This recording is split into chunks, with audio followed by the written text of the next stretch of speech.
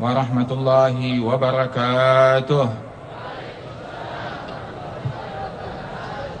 Alhamdulillah.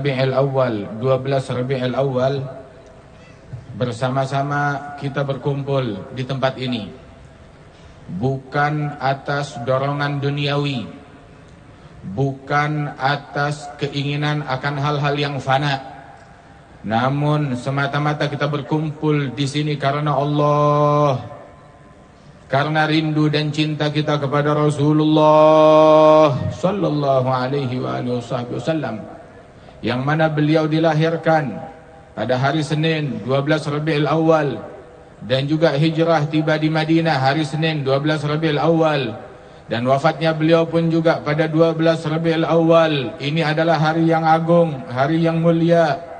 Semoga perkumpulan kita pada pagi hari ini membuahkan kebersamaan bersama Rasulullah di dunia dan di akhirat. Amin ya rabbal alamin.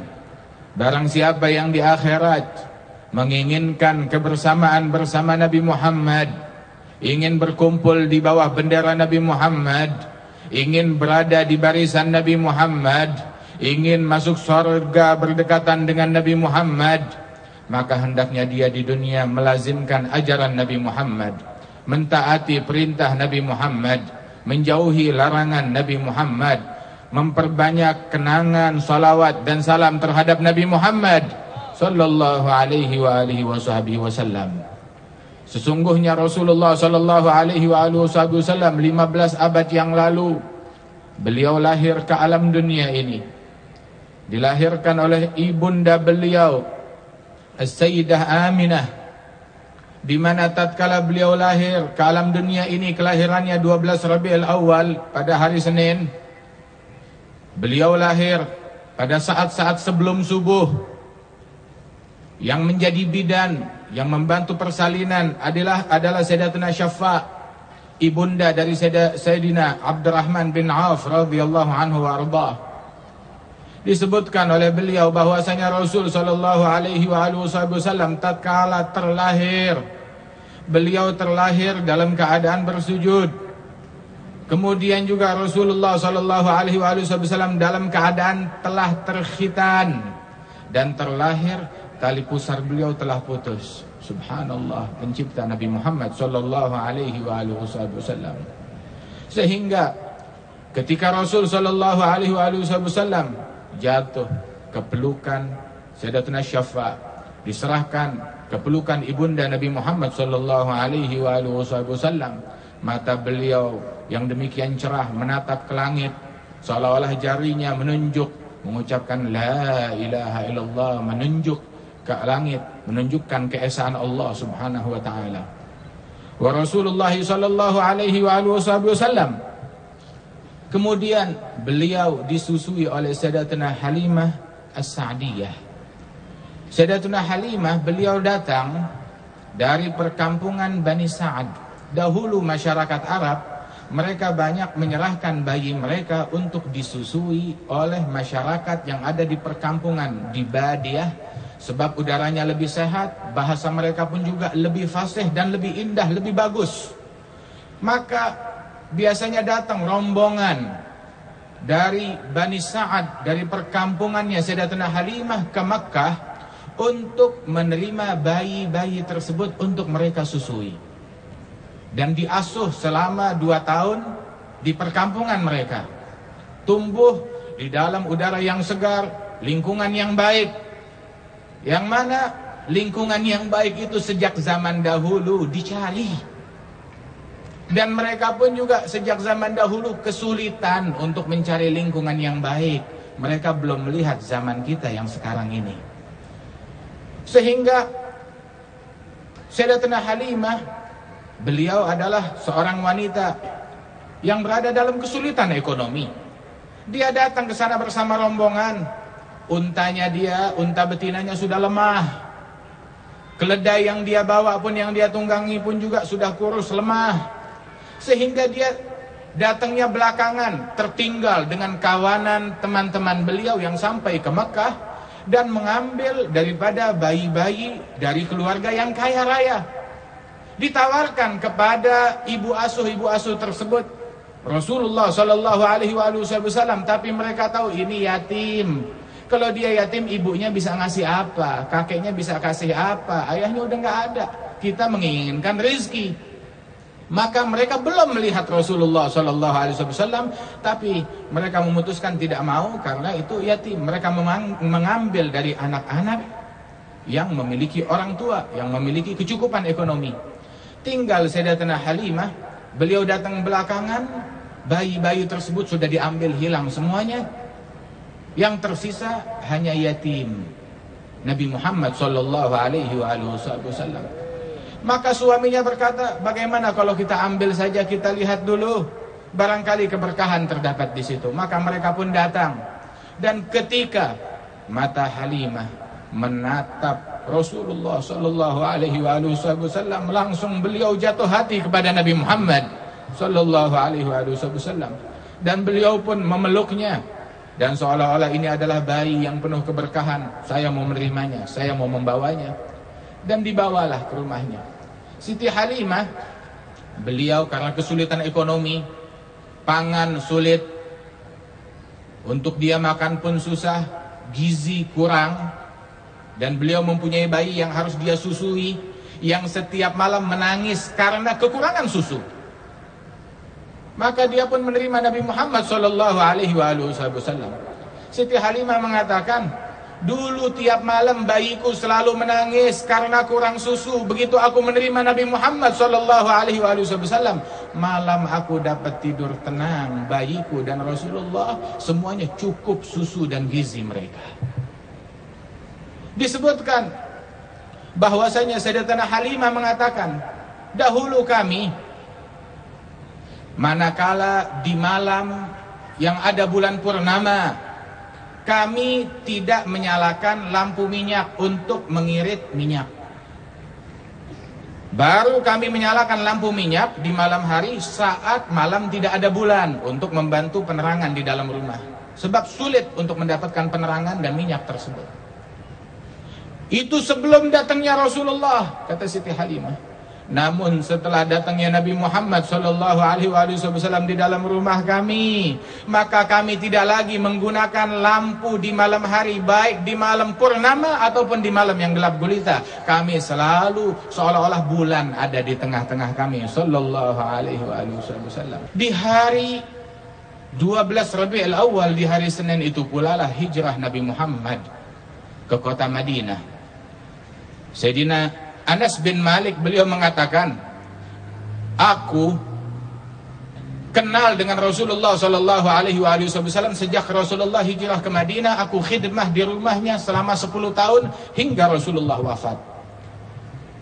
Falamma aqbala Rasulullah Sallallahu Alaihi Wasallam wa dakhala al-Madinah, ketika Rasulullah datang dan masuk ke kota Madinah, tahu apa kesan saya? Apa kesan yang saya dapat dari Nabi Muhammad sejak beliau datang ke Madinah? Waktu beliau datang, adha'a minha kullu syai'.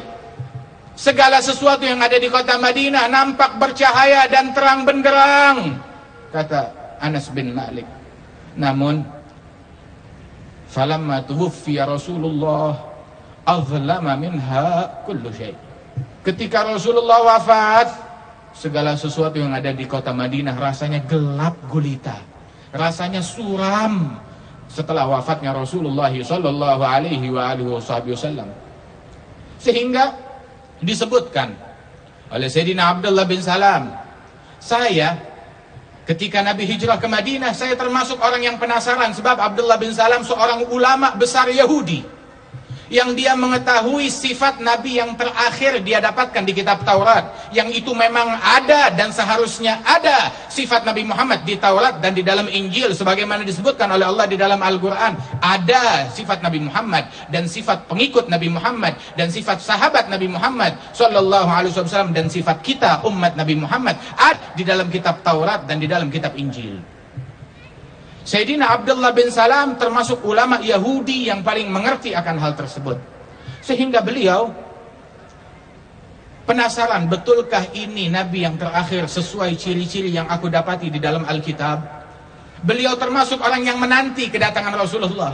Apa kesan beliau ketika Nabi datang ke kota Madinah pada 12 Rabiul Awal? Kesan beliau, falamma ra'aituhu alimtu annahu laisa biwajhin kadzab. Ketika aku melihat wajah Rasulullah, saat itu langsung aku tahu ini bukan wajah seorang pendusta. Ini wajah seorang Nabi sallallahu alaihi wasallam. Nabi Muhammad datang bersama Sayyidina Abu Bakar As-Siddiq berduaan. Orang belum kenal, dulu tidak ada foto. Orang belum tahu seperti apa wajah Nabi Muhammad, tapi Abdullah bin Salam langsung dapat membedakan yang ini wajah Nabi sallallahu alaihi wasallam. Mereka datang berdua, dua-duanya nampak bercahaya di wajah mereka, tapi ini wajah Nabi Muhammad sallallahu alaihi wasallam. Sampai para sahabat Rasulullah yang ada di kota Madinah, kaum Ansar yang menyambut Nabi Muhammad dengan tala'al badru alaina, telah datang purnama kepada kita min thaniyatil wada'. Mereka belum tahu yang mana Nabi Muhammad sallallahu alaihi wasallam hingga ketika Rasulullah duduk di rumahnya Abu Ayyub di siang hari tersebut bersama Sayyidina Abu Bakar di sampingnya, penasaran yang mana wajahnya Nabi Muhammad, yang mana wajahnya Nabi. Mereka ingin melihat Nabi Muhammad. Mereka hanya menduga-duga saja. Namun ketika ada terik matahari yang memancar menyinari Rasul sallallahu alaihi wasallam yang sedang duduk, berdiri Sayyidina Abu Bakar As-Siddiq dan melebarkan sorbannya untuk melindungi Rasulullah dari teriknya panas matahari. Saat itu mereka tahu ini Nabi Muhammad sallallahu alaihi wasallam yang memang telah kami duga dari pancaran wajahnya yang bercahaya sallallahu alaihi wasallam. Sebab selain wajah yang memancarkan kemuliaan, Sayyidina Abdullah bin Salam mendapatkan kesan yang kedua dari Rasulullah dari ucapan. Pertama dari wajah, yang kedua baru dari ucapan. Sehingga ulama mengatakan, man la yanfa'uk lahdhuh la yanfa'uk lafdhuh. Orang yang wajahnya tidak dapat memberikan manfaat kepada engkau, jangan harap kalimatnya dan ucapannya dapat memberikan manfaat kepada engkau. Namun manakala wajahnya dapat memberikan manfaat kepada engkau, maka insya Allah ucapannya dapat memberikan manfaat kepada engkau. Sebagaimana Rasul sallallahu alaihi wasallam pertama yang didapat oleh Sayyidina Abdullah bin Salam wajahnya Nabi Muhammad hingga masuk cahaya Islam ke dalam hatinya. Yang kedua dia dapat ucapan Rasulullah sallallahu alaihi wasallam yang menyatakan, Rasulullah berkata kepada masyarakat Madinah, deklarasi Madinah. Ketika masuk ke kota Madinah, Rasul menyatakan, ayuhan nas, wahai sekalian manusia, afsyus salam, wasilul arham, wa atimut ta'am, wa sallu bil laili wan nasu niyam, tadkhulul jannata bisalam. Wahai sekalian manusia, sebarkan salam di antara kalian, sebarkan damai di antara kalian. Nabi tidak memanggil wahai muslimun, wahai mukminun saja yang dipanggil oleh Rasul, bukan. Ayyuhan nas, sekalian manusia, afsyus salam, sebarkan salam kepada semua orang agar dunia mengenal tentang salam yang dibawa oleh Islam, agar dunia mengenal tentang kedamaian yang dibawa dalam Islam, agar dunia mengenal tentang keselamatan yang hanya ada di dalam Islam. Sebarkan salam. Wasilul arham, sambung silaturahmi, jangan kita putus. Sebab orang yang memutuskan silaturahmi dilaknat walaupun matinya di dalam Ka'bah, sebagaimana dikatakan di dalam athar. Wa atimut ta'am, beri makan, jamu manusia, berikan makan. Diriwayatkan Sayyidina Ibrahim, beliau tidak makan kecuali bersama tamu. Dan Rasulullah tiap kali datang makanan, beliau menjamu, dia mengajak orang untuk ikut makan bersama beliau. Abdullah bin Sayyidina Abu Ayyub Al-Ansari menjelaskan, saya menjamu Rasulullah, membawa satu nampan makanan di hadapan Rasulullah. Rasul berkata, datangkan 5 orang dari tokoh masyarakat Madinah non-muslim ikut makan bersama saya. Mereka ikut makan bersama Rasul. Selesai mereka makan, itu makanan masih tetap utuh bersama Rasulullah. Rasul bilang datangkan lagi 10 orang, ikut makan 10 bersama Rasulullah. Mereka keluar, makanan masih tetap penuh. Rasul bilang datangkan lagi 15 sampai jumlahnya 70 hingga 100 orang totalnya. Itu makanan tetap masih banyak, kata Sayyidina Abu Ayyub Al-Ansari. Beliau mengatakan, tiap orang non-muslim yang saya panggil untuk duduk bersama Rasulullah dan makan, tidaklah mereka bangkit dari hidangan tersebut, melainkan mereka semuanya sudah masuk Islam, tertarik dengan akhlak dan perangai dan pembawaan Rasulullah sallallahu alaihi wasallam. Itu Nabi baru menjamu makan, menunjukkan perangainya, sifatnya, belum berbicara, belum berpidato, mereka sudah tertarik ke dalam agama Islam sallallahu alaihi wasallam. Jadilah kita orang yang pandai menerjemahkan Islam, bukan dengan ucapan kita, tapi dengan sikap kita, dengan muamalah kita, dengan kelakuan kita, dengan istiqamah kita, dengan ketakwaan kita, dengan akhlak kita, dengan keramahan kita, agar binatang pun mengetahui keramahan kita. Bumi pun mengetahui tawadhu'nya kita dan kerendahan hati kita, apalagi manusia, apalagi umat Islam. Disebutkan Rasul sallallahu alaihi wasallam, beliau pun juga wafat pada hari Senin. Ulama mengatakan pada 12 Rabiul Awal pula, dan beliau dimakamkan pada hari Selasa. Menjelang wafatnya Rasul sallallahu alaihi wasallam, beliau sakit. Di dalam sakitnya Rasulullah sallallahu alaihi wasallam, beliau memerintahkan kepada Sayyidina Abi Bakar untuk menjadi imam salat. Maka Sayyidina Abu Bakar pun juga dengan berat hati beliau menjadi imam di dalam salat 5 waktu, sesuai instruksi dan perintah dari Rasulullah sallallahu alaihi wasallam. Di suatu hari dalam masa-masa sakit Rasulullah menjelang wafat beliau, beberapa hari sebelum wafat, Nabi Muhammad sallallahu alaihi wasallam menyatakan, coba letakkan saya di bak dan guyurkan saya beberapa kantung air dan diguyurkan ke tubuh Rasulullah hingga demamnya reda. Dan Rasulullah mengatakan, ayo bantu saya berdiri. Dan Nabi Muhammad pergi menuju ke masjid dengan dibopong oleh 2 orang, dibopong oleh Sayyidina Abbas dan Sayyidina Ali bin Abi Thalib di kanan kiri beliau. Ini sahabat sedang sembahyang, yang menjadi imam Sayyidina Abu Bakar As-Siddiq. Maka saat Rasulullah di shaf pertama, pintunya Siti Aisyah dari rumahnya Nabi Muhammad SAW disingkap tabir, maka sahabat Rasulullah SAW semuanya menoleh ke arah situ karena cahaya yang masuk dari wajah Nabi Muhammad yang memancar. Maka mereka nampak bergembira dengan kehadiran Rasulullah. Dan Sayyidina Abu Bakar apabila dia sholat, dia khusyuk, dia tidak menoleh kanan kiri, dia tidak berasa, hingga gaduh di belakang bertepuk tangan mereka mengingatkan ada Rasulullah SAW. Semakin banyak tepukan tersebut, Sayyidina Abu Bakar menoleh ke kiri melihat Rasulullah, maka beliau pun mundur, ingin mundur ke belakang, ditahan oleh Nabi Muhammad SAW.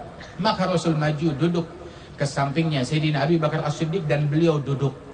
Dan Rasulullah menjadi imam di situ. Sayyidina Abu Bakar As-Siddiq, beliau bermakmum kepada Rasulullah, menyampaikan bacaan Nabi Muhammad dan takbirnya dan perpindahan gerakan Nabi kepada sahabat-sahabat yang di belakang, kamu baligh sallallahu alaihi wasallam.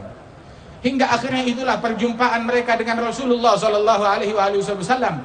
Akhir duduknya para sahabat bersama Nabi Muhammad. Hingga di dalam satu hari yang lain, pada hari Senin subuh, Rasul sallallahu alaihi wasallam dalam keadaan sangat payah. Pada malam harinya, di subuh hari beliau memaksa, tetap saya mau keluar, mau lihat. Sayyidina Abu Bakar sedang sembahyang. Maka Nabi Muhammad masuk lagi ke dalam masjid. Kali ini beliau hanya menyingkap tirai dari sisi rumah pintu Siti Aisyah ke arah orang-orang yang sholat. Maka ketika Rasul menyingkapkan tirai, di kegelapan subuh tersebut seolah-olah cahaya yang masuk menerangi masjid dengan wajah Nabi Muhammad. Semuanya menoleh ke arah Rasulullah. Mereka berpikir Rasulullah akan duduk di tengah-tengah kita, dan mereka menatap wajah Nabi, tampak bercahaya, tampak segar, tampak sehat seolah-olah. Mereka bergembira. Sayyidina Abu Bakar ingin mundur dan Rasulullah mengisyaratkan tetap di tempatmu. Rasulullah tersenyum dan itu senyuman yang terakhir dilihat oleh sahabat Nabi Muhammad SAW. Dan Rasul kembali masuk dan pada waktu duha di siang hari tersebut wafatlah Rasulullah SAW. Allah Ta'ala jadikan majelis ini bekal kita menghadapi sakaratul maut. Di dalam sakaratul maut tersebut masuk Sayyidina Abdurrahman bin Abi Bakar As-Siddiq, adiknya Siti Aisyah, saudaranya Siti Aisyah. Beliau memegang siwak yang masih baru. Nabi melihat siwak tersebut, beliau menginginkan siwak hadir di saat-saat akhir beliau. Maka Siti Aisyah melihat pandangan ingin dari Rasulullah SAW. Maka Siti Aisyah berkata, engkau ingin ya Rasulullah? Rasul mengangguk, iya. Maka wahai Abdurrahman, kata Aisyah, kemarikan siwakmu. Maka diberikan kepada Rasulullah. Dan Rasul mencobanya, terus mengeluh sakit karena masih baru, keras. Maka Siti Aisyah pun mengatakan, keras wahai Rasulullah, biar aku lembutkan. Rasul mengangguk. Kemudian dilembutkan dengan giginya Siti Aisyah radhiyallahu anha wa ardaha. Setelah lembut diberikan kepada Rasulullah. Siti Aisyah bilang, dan akhir hayat Nabi Muhammad bercampur liurku dengan liurnya Rasulullah sallallahu alaihi wasallam melalui siwak tersebut. Maka Rasulullah pun bersiwak di akhir hayatnya. Siti Aisyah bilang, aku tidak pernah melihat seseorang bersiwak lebih indah daripada saat Rasulullah bersiwak di akhir hayatnya sallallahu alaihi wasallam. Sahabat menyaksikan keistimewaan bahkan di dalam cara Nabi bersiwak. Bagi mereka istimewa dan menakjubkan. Pandangan cinta terhadap Rasulullah. Maka Rasulullah pun bersiwak. Setelah bersiwak, Nabi Muhammad SAW, beliau pun sambil menunjuk ke langit dan berkata, ila rafiqil ala, menuju kepada pendamping yang tertinggi, Allah Subhanahu wa taala. Maka beliau pun menghembuskan nafas yang terakhir, tangannya menunjuk ke langit dan terjatuh ke bawah tangan tersebut sallallahu alaihi wasallam. Siti Aisyah radhiyallahu anha wa ardaha, beliau menyatakan bahwasanya dulu Rasulullah pernah mengatakan bahwa Nabi tidak meninggal dunia seorang nabi melainkan setelah datang tawaran, engkau mau meninggal dunia atau mau tetap di dunia. Ternyata saat itu aku belum paham siapa. Tapi begitu Rasul menyebutkan ila rafiqil a'la, menuju kepada Allah, aku faham. Berarti Nabi lebih memilih untuk wafat dan meninggal dunia. Dan sebelumnya Sayyidina Abu Bakar As-Siddiq radhiyallahu anhu ardahu, beliau pun juga pernah menyatakan bahwasanya di dalam suatu majelis Rasul berkata kepada sahabat-sahabatnya. Saat itu Rasulullah berkata, sungguh seseorang abdun khayyarahullah, dipilihkan oleh Allah Ta'ala antara apa yang ada di sisi Allah atau tetap di dunia, dan dia memilih apa yang ada di sisi Allah. Sahabat yang meriwayatkan berkata, saat itu juga kami melihat Sayyidina Abu Bakar menangis dan kami tidak paham ada apa orang tua ini menangis. Nabi hanya mencerita tentang orang yang diberikan pilihan dan memilih di sisi Allah. Ternyata itu isyarat akan wafatnya Nabi besar Muhammad sallallahu alaihi wasallam. Disebutkan tatkala wafat Rasulullah, masuk Sayyidina Abu Bakar As-Siddiq, menyingkap sorban yang menutupi wajah Nabi Muhammad, dan beliau pun mencium kening Rasulullah dengan berkata, tibta hayyan wa maita, sungguh ya Rasulullah, engkau tetap harum di saat hidupmu ataupun setelah wafatmu sallallahu alaihi wasallam. Semoga Allah Ta'ala membuahkan perkumpulan kita ini kebersamaan bersama Nabi Muhammad sallallahu alaihi wasallam. Sebagaimana kita berkumpul di tempat ini, di dalam cinta kepada Nabi Muhammad, di dalam rindu kepada Nabi Muhammad. Semoga Allah Ta'ala kumpulkan kita bersama Nabi Muhammad. Semoga Allah Ta'ala hadirkan ruhnya Rasulullah saat sekarat kita, di akhir hayat kita, hingga kita wafat dalam cinta kepada Nabi Muhammad sallallahu alaihi wasallam, hingga hilang sakitnya sakaratul maut dengan kehadirannya Rasulullah sallallahu alaihi wasallam. Sebagian salihin saat mereka wafat, setelah wafat, dimimpikan oleh murid-muridnya dan berkata, bagaimana keadaanmu? Dibilang, aku saat sakaratul maut, waktu ruhku keluar dari tubuh, aku merasakan sakit yang luar biasa. Namun Saat itu hadir ruhnya Rasulullah sallallahu alaihi wasallam. Setiap kali ruhku keluar meninggalkan kakiku, disentuh kakiku oleh Nabi Muhammad, hilang rasa sakitnya. Naik ke pinggangku, aku merasakan sakit yang luar biasa, disentuh pinggangku oleh Rasulullah, hilang rasa sakitnya. Hingga pergi ruh tersebut meninggalkan jasad, sedangkan Allah subhanahu wa ta'ala menghilangkan rasa sakit berkat kehadiran Rasulullah sallallahu alaihi wasallam. Mudah-mudahan Allah ta'ala hadirkan rohnya Nabi Muhammad sallallahu alaihi wasallam di tengah-tengah kita, di dalam hidup kita, di akhir hayat kita, di saat dicabut nyawa kita, dijadikan kita sebagai umat beliau yang dibanggakan oleh Rasulullah sallallahu alaihi wasallam. Umat yang dibanggakan oleh Nabi Muhammad, yang menghidupkan sunnah Nabi Muhammad, yang mengutamakan Nabi Muhammad, yang menunjukkan rahmat dan kasih sayang Nabi Muhammad, serta mencerminkan perangai dan budi pekerti beliau, dan menjadi umat yang dibanggakan oleh Rasulullah, yang menjaga salat 5 waktu berjamaah, yang bakti kepada ibu bapaknya, yang menyambung silaturahminya, yang mencerminkan keindahan Islam kepada dunia. Amin ya rabbal alamin. Allahumma ja'al jam'ana hadza jam'an marhuma, تفرقنا من بعده تفرقا معصوما، ولا تجعل فينا ولا منا ولا معنا شقيا ولا محروما. اللهم اهدنا بهداك واجعلنا ممن يسارع في رضاك، ولا تولنا وليا سواك، ولا تجعلنا ممن خالف أمرك وعصاك برحمتك يا أرحم الراحمين. وصلى الله على سيدنا محمد النبي الأمي وعلى آله وسلم، وآخر دعوانا أن الحمد لله رب العالمين. السلام عليكم ورحمة الله.